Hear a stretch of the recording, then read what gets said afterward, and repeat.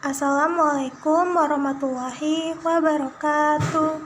Perkenalkan, kami dari kelompok 6 kelas R2D yang beranggotakan saya sendiri, Sri Devi, dan juga kedua teman saya, Siti Nurlaila dan Alfani Dwi Wahyuningrum. Tanpa mengurangi rasa hormat kami kepada Ibu Ade Siti Haryanti selaku dosen pengampu mata kuliah Pembinaan dan Pengembangan Bahasa Indonesia, melalui video ini, kami ingin menjelaskan salah satu materi yang berjudul pemakaian tanda baca. Pengertian tanda baca. Tanda baca adalah simbol yang tidak berhubungan dengan fonem atau kata dan frasa pada suatu bahasa, melainkan memiliki peranan dalam menunjukkan struktur organisasi suatu tulisan, serta intonasi dan jeda yang bisa diamati sewaktu pembacaan. Antara tanda baca berbeda antar bahasa, lokasi, waktu, dan terus mengalami perkembangan.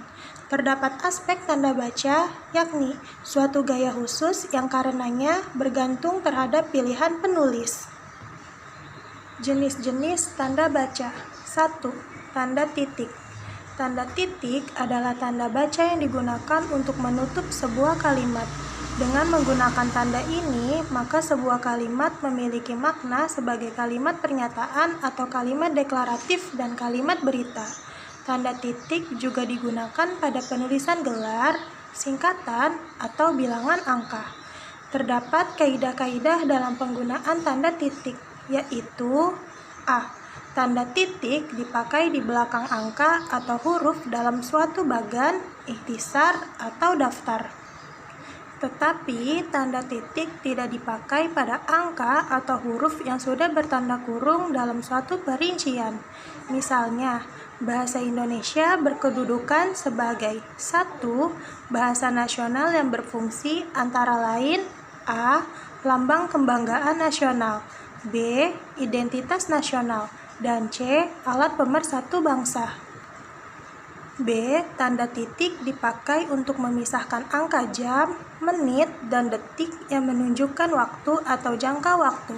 Misalnya, pukul 1.35.20 akan dibaca menjadi pukul 1:35:20 atau pukul 1:35:20. C. Tanda titik dipakai dalam daftar pustaka di antara nama penulis, tahun, judul tulisan yang tidak berakhir dengan tanda tanya atau tanda seru, dan tempat terbit. Misalnya, Pusat Bahasa, Departemen Pendidikan Nasional, tahun 2008, Peta Bahasa di Negara Kesatuan Republik Indonesia, Jakarta.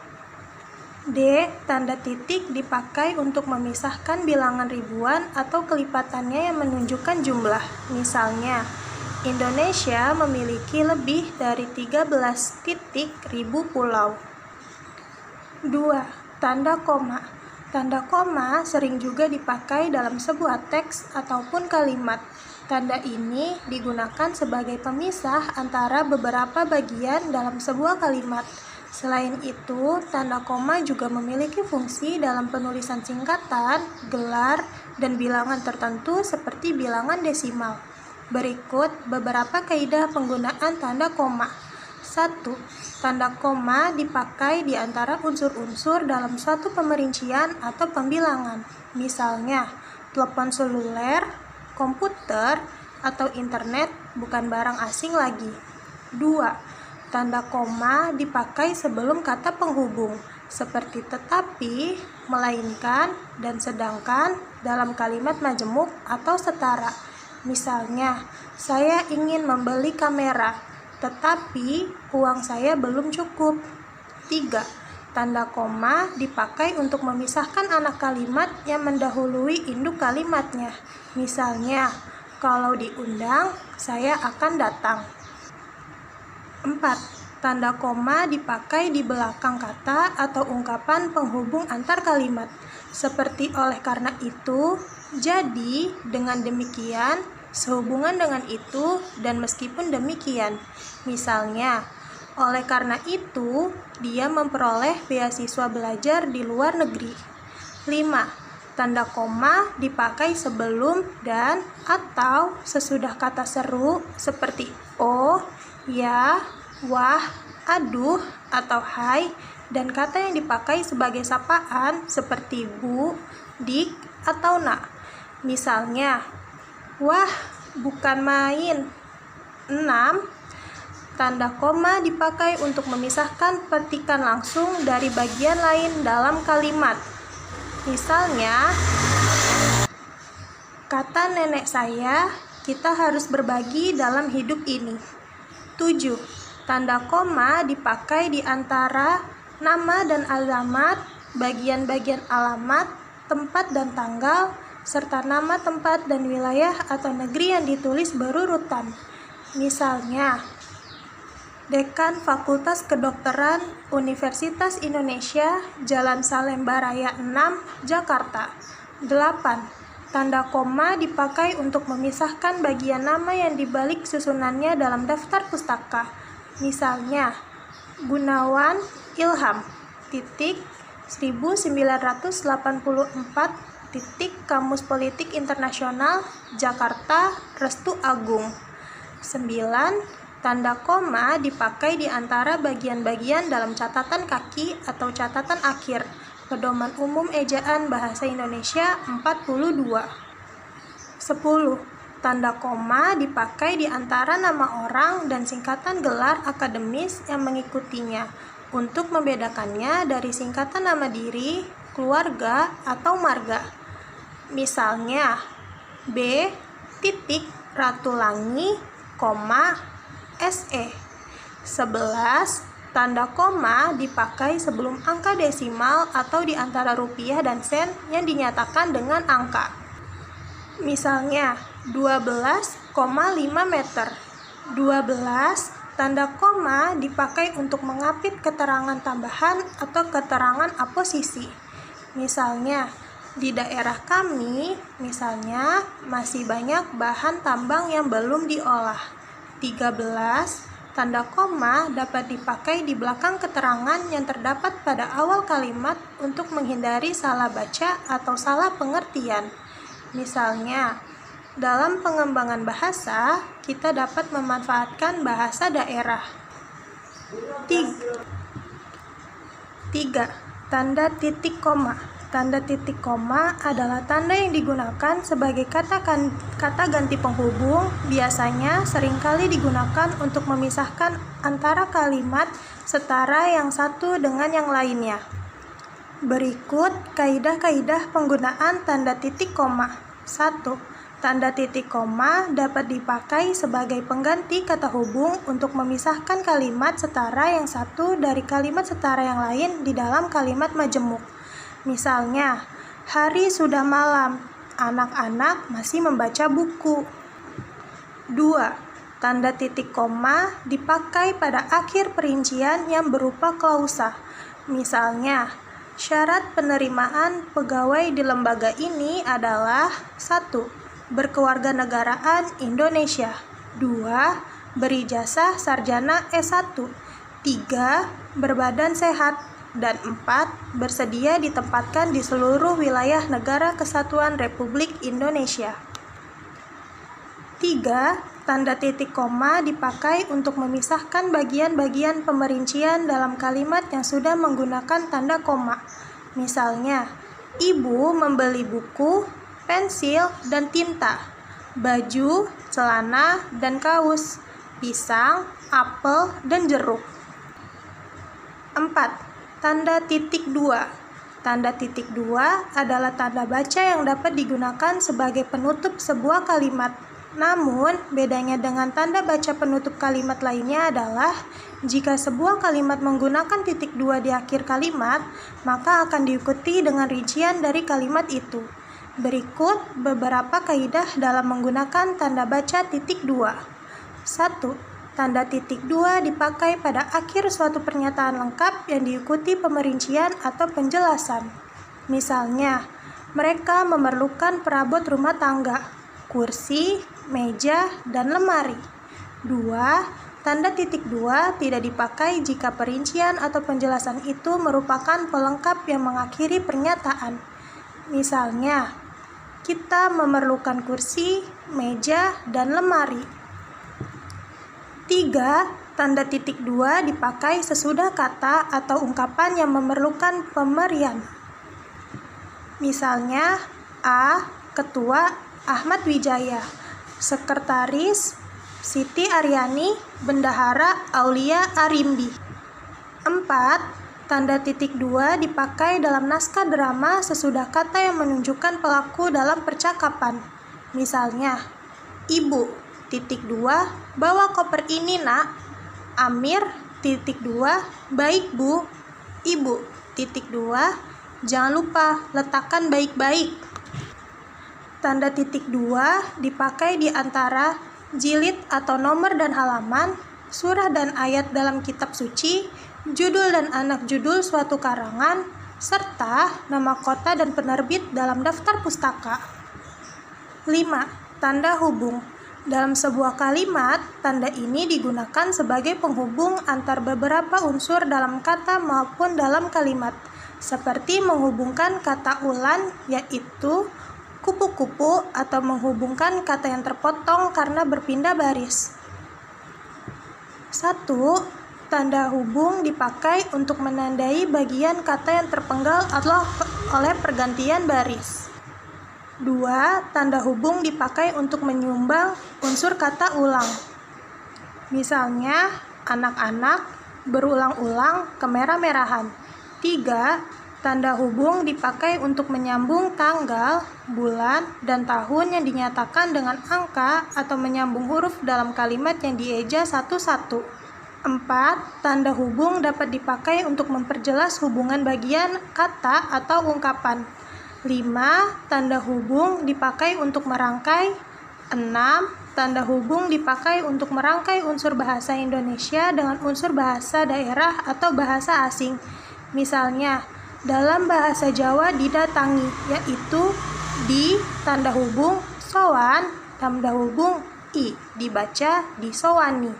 7. Tanda hubung digunakan untuk menandai bentuk terikat yang menjadi objek bahasan.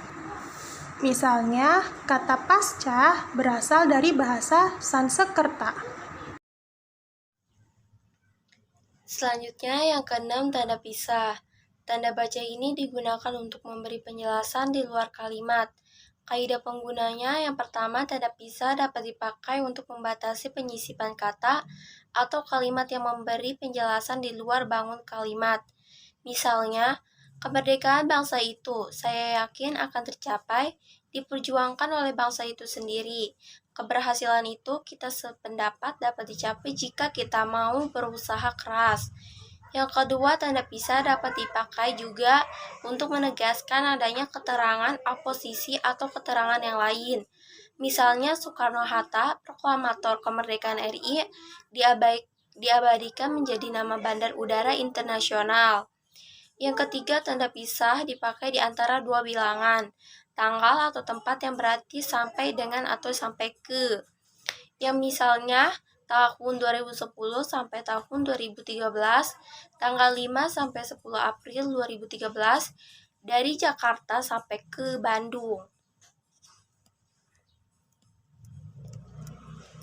Yang ketujuh, tanda tanya. Sebuah tanda yang digunakan pada akhir kata atau akhir kalimat yang menunjukkan sebuah pertanyaan. Berikut kaidah penggunanya. Yang pertama, tanda tanya dipakai pada akhir kalimat tanya. Misalnya, kapan Hari Pendidikan Nasional diperingati? Tanda tanya. Yang kedua, siapa pencipta lagu Indonesia Raya? Tanda tanya. Yang kedua, tanda tanya dipakai dalam tanda kurung untuk menanyakan bagian kalimat yang disangsikan atau yang kurang dapat dibuktikan kebenarannya. Misalnya, Monumen Nasional mulai dibangun pada tahun 1961, kurung buka, tanda tanya. Yang kedelapan, tanda seru. Tanda ini digunakan untuk menunjukkan sebuah kalimat perintah atau kalimat yang menunjukkan emosi atau perasaan.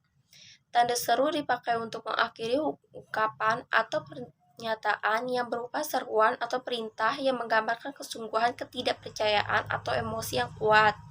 Misalnya, Alangkah indahnya taman laut di Bunaken, tanda seru.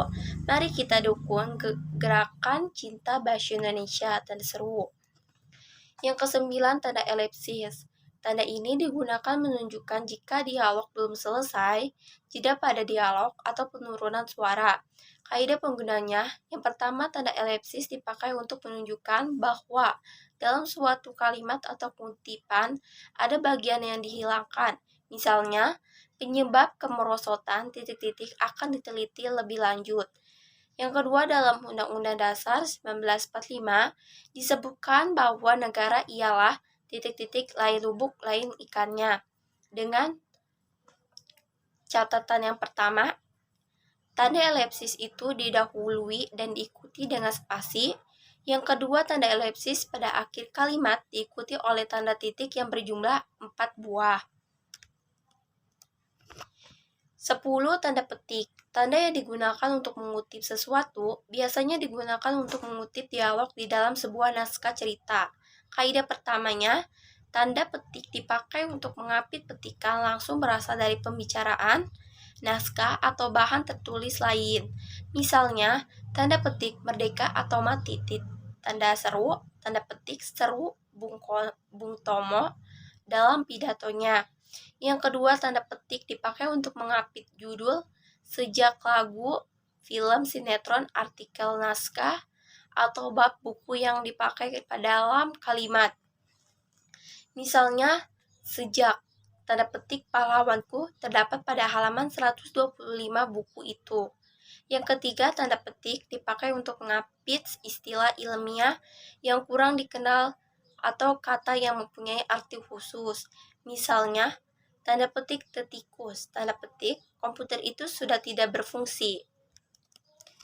Selanjutnya, yang ke-11, tanda petik tunggal. Tanda ini digunakan untuk mengutip sesuatu seperti makna, ungkapan, atau terjemahan. Yang pertama, tanda petik tunggal dipakai untuk mengapit petikan yang terdapat dalam petikan lain. Misalnya, tanya dia, tanda petik, kau dengar bunyi kring kring kring tadi.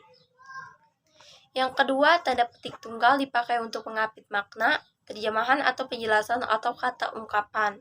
Misalnya, tergugat, retina noken, tadulako, marisiadap, ari, tuah, sakota. Yang ke-12, tanda kurung. Tanda baca ini berfungsi untuk mengapit tambahan dari suatu keterangan dalam kalimat atau kata. Yang pertama, tanda kurung dipakai untuk mengapit tambahan keterangan atau penjelasan. Misalnya, dia memperpanjang surat izin mengemudi SIM. Warga baru itu belum memiliki KTP, atau bisa disebut juga dengan kartu tanda penduduk. Yang kedua, tanda kurung yang dipakai untuk mengapit keterangan atau penjelasan yang bukan bagian utama kalimat. Misalnya, sejak Tranggono yang berjudul Ubud, nama tempat yang terkenal di Bali, ditulis pada tahun 1962. Keterangan itu terlihat tabel 10, menunjukkan arus perkembangan baru pasar dalam negeri.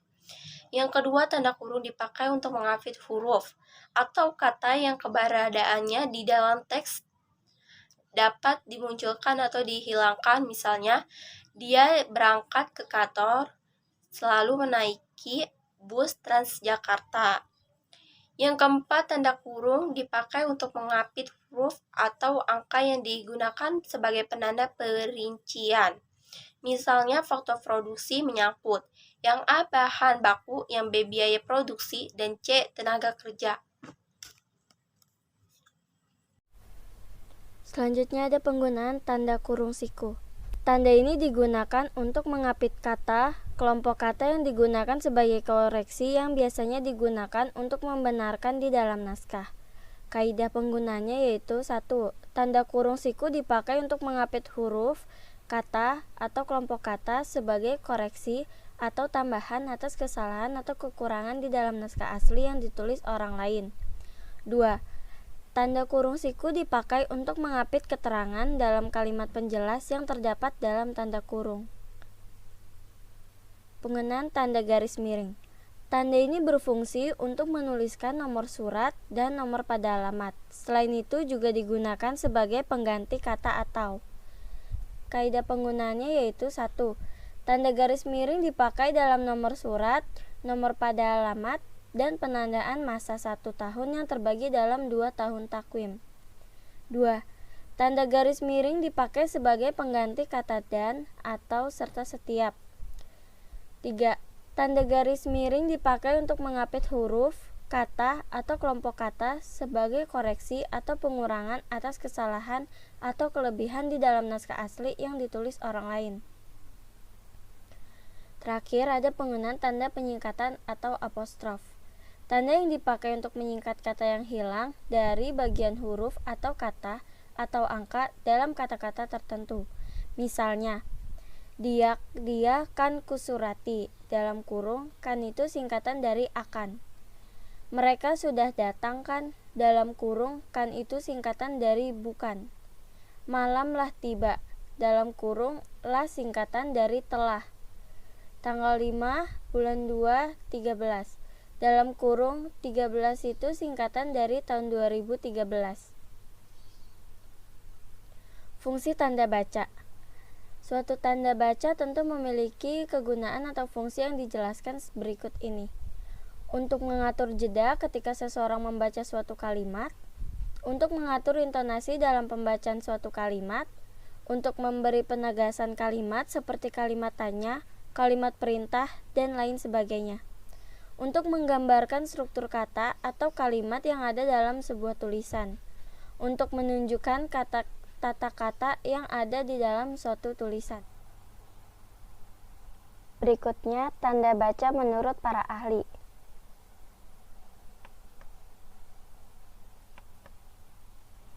Menurut Hare tahun 2006 halaman 71 hingga 72, tanda baca adalah tanda-tanda yang digunakan di dalam bahasa tulis agar kalimat-kalimat yang kita tulis dapat dipahami orang persis seperti yang kita maksudkan. 2. Menurut Wijayanti tahun 2015 halaman 30, tanda baca ialah tanda yang dipakai dalam sistem ejaan seperti titik, koma, titik 2, dan sebagainya.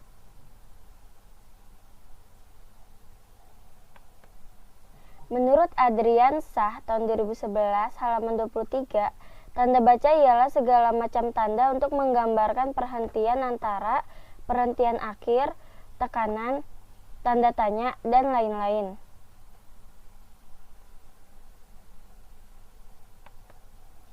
Menurut KBBI tahun 1995 halaman 1002 mendefinisikan tanda baca ialah tanda-tanda yang dipakai dalam sistem ejaan seperti titik, koma, dan titik 2. Sekian presentasi dari kelompok kami, kurang lebihnya mohon dimaafkan. Wassalamualaikum warahmatullahi wabarakatuh.